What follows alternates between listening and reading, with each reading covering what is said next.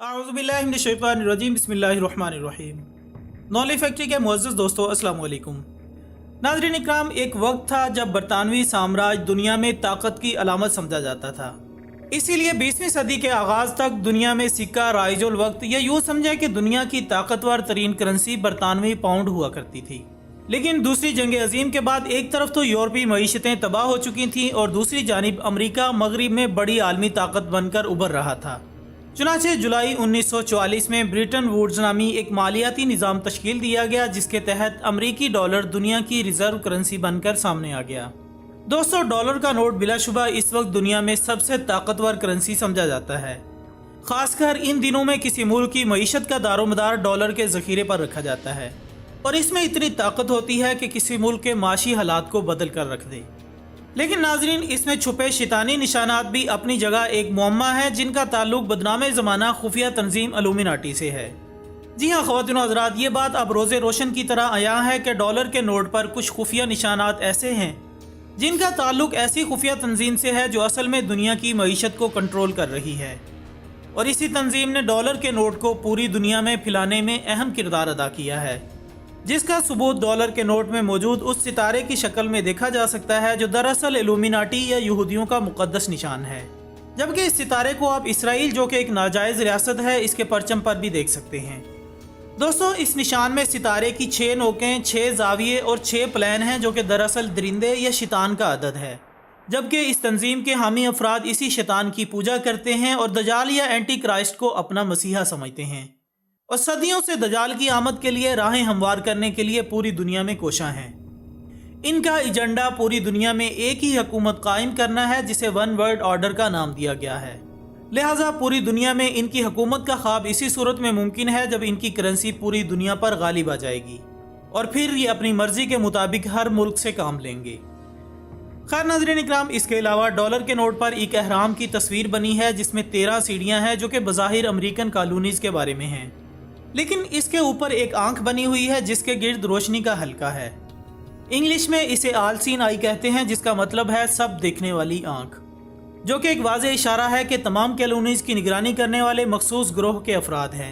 जबकि कुछ लोगों का कहना है कि ये निशान दरअसल दजाल की ताकत की तरफ निशानदेही करता है कि वो तमाम मामलात को ऊपर से देख रहा है। नाज़रीन इकराम, इसी तरह डॉलर के नोट पर कई जगह 13 लकीरों का पता चलता है, जैसा कि जैतून की 13 शाखें, 13 सलाखें और इस तरह ढाल पर बने 13 निशान और 13 तीर, जो कि बाज के पास दिखाई देते हैं।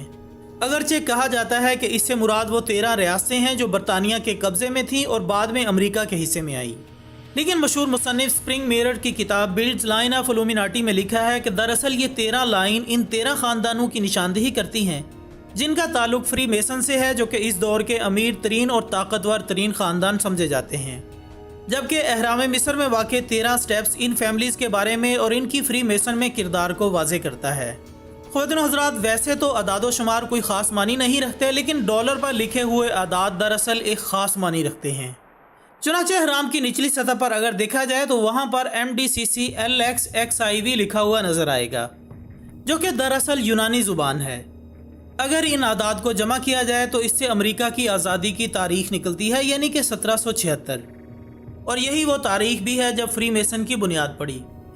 अगर इन तमाम नंबरों को जमा किया जाए तो इससे 21 का अदद निकलता है, और अगर इसको 1 मई के साथ जमा किया जाए तो इससे 27 का अदद बनता है, और ये दोनों नंबर फ्री मेसनरी में अहम समझे जाते हैं। नाज़रीन इकराम, इसके अलावा जब 100 डॉलर के नोट को आपस में फोल्ड किया जाता है तो इससे एक ख़ास किस्म की तस्वीर बनती है, जिसमें एक मिसाइल का निशान बनता है जो कि न्यूयॉर्क शहर को तबाह कर रहा है। इसी तरह का एक और निशान भी बनता है जिससे किसी तबाहकुन आंधी की निशानदेही होती है, जो कि न्यूयॉर्क शहर को तबाह कर रही है। और दोस्तों, फिर यही 11 सितंबर सन 2001 में हुआ जब वर्ल्ड ट्रेड सेंटर को निशाना बनाया गया। इससे मालूम होता है कि ये एक तयशुदा मंसूबा था जिसके तहत एक नई दुनिया की तश्कील और मुल्कों पर गिरफ्त हासिल करना था। नाज़रीन मोहतरम, इल्यूमिनाटी खुद को इल्म की रोशनी से मामूर समझते हैं और ये समझते हैं कि जो इल्म ये हासिल करते हैं इस पर किसी का हक नहीं, और इनसे ज़्यादा किसी के पास इल्म नहीं, और सारा इल्म रोशनी इन्हीं के पास है। ये दावा बिल्कुल इसी तरह है जिस तरह यहूदी खुद को दुनिया के तमाम इल्म से मामूर समझते थे, और वो समझते थे कि सारा इल्म इन्हीं के पास है और इनके दिल इल्म से भरे हुए हैं और मज़ीद इल्म इसमें दाखिल नहीं हो सकता। اور وہ خود کو خدا کی عظیم ترین قوم سمجھتے تھے، اس لیے وہ ہمارے پیارے نبی حضرت محمد صلی اللہ علیہ وآلہ وسلم کے مقابلے میں کھڑے ہو گئے کہ خدا نے آخری نبی بنی اسرائیل سے کیوں نہیں پیدا کیا۔ چونکہ یہ خفیہ تنظیم الومیناٹی بھی یہودیوں کے فرقے زائنسٹ نے بنائی ہے، جو کہ آج بھی اسرائیل پر قابض ہیں اور فلسطینی مسلمانوں پر ظلم و ستم کے پہاڑ ڈھا رہے ہیں، اور پوری دنیا میڈیا خاموش تماشائی بنا ہوا ہے۔ لہٰذا دعا ہے کہ اللہ تعالیٰ تمام مسلمانوں کو ان کے شر سے محفوظ رکھے، آمین ثم آمین۔ اسی دعا کے ساتھ ہماری آج کی اس ویڈیو کا اختتام ہوتا ہے۔ ویڈیو پسند آنے کی صورت میں اسے لائک کریں، کومنٹس کی صورت میں اپنی رائے بھی دیجیے گا، اور اس ویڈیو کو اپنے سوشل میڈیا پر زیادہ سے زیادہ شیئر کرنے میں ہمارا ساتھ دیں۔ ہماری اگلی ویڈیو آنے تک اپنا دوستوں، رشتہ داروں اور گرد و نواح کے تمام لوگوں کا بہت خیال رکھیے گا۔ اللہ حافظ۔